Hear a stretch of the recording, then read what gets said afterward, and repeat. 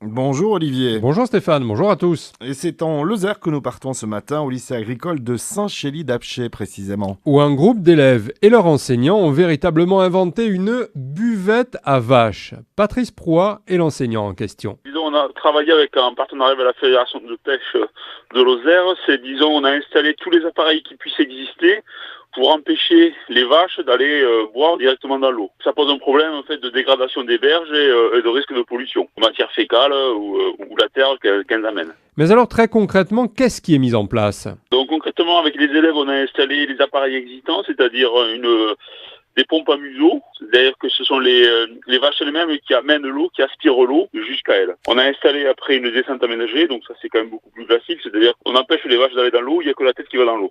Après notre système qu'on a installé, c'est un abreuvoir solaire, c'est une pompe qui marche à l'énergie solaire et qui amène de l'eau à un abreuvoir où on veut. Le dernier système qu'on va installer, c'est un système qu'on appelle un bélier hydraulique, c'est-à-dire qu'on récupère de l'énergie de la rivière ou du ruisseau pour amener une partie de cette eau du ruisseau à un endroit beaucoup plus élevé. Mais tout cela existait avant? Oui, mais ces appareils n'avaient jamais été mis côte à côte pour évaluer leur fonctionnement et pour servir en quelque sorte de vitrine pour les agriculteurs. Voilà, tout à fait, c'est ça, quoi.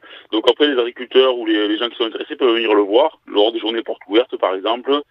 Et sur plusieurs années, on verra en fait le fonctionnement concret de ces appareils. Quelles vaches préfèrent, les chevaux qu'elles préfèrent, etc., etc. Donc c'est vraiment du concret. Ce sont les élèves qui l'ont fait et ce sont les élèves qui vont le mettre en œuvre. Qu'est-ce que c'est qui est le plus efficace? Bien sûr, à un coût, les coûts sont pas les mêmes. C'est sûr que l'eau actuellement dans le monde agricole pose problème. Donc c'est pour ça qu'on voulait dans notre coin de Margeride mettre la pierre à l'édifice. Un projet utile et à la fois très valorisant pour les élèves évidemment. Oui, certains sont assez dubitatifs parce que ils ont les habitudes derrière eux, mais bon, ils se sont mis, ils ont vraiment beaucoup réfléchi, beaucoup travaillé sur ce sujet, et ils y travaillent encore, et ça leur plaît, oui. Ils étaient assez dubitatifs, par exemple, sur les pompes à museau, ils disaient que ça marche pas. Mais en fait, les vaches et les chevaux se sont mis très rapidement, et ça fonctionne très bien. On espère finir vraiment entièrement au mois d'avril. Et donc là, on pourra voir effectivement ce que les vaches et les chevaux préfèrent. En espérant que le bénéfice de cette installation soit réel à la fois pour les vaches et pour les rivières, et que les agriculteurs eux-mêmes s'emparent des moyens les plus efficaces dans ce but. Merci Olivier. Totem à Saint-Chély-d'Apcher, c'est sur 100.7.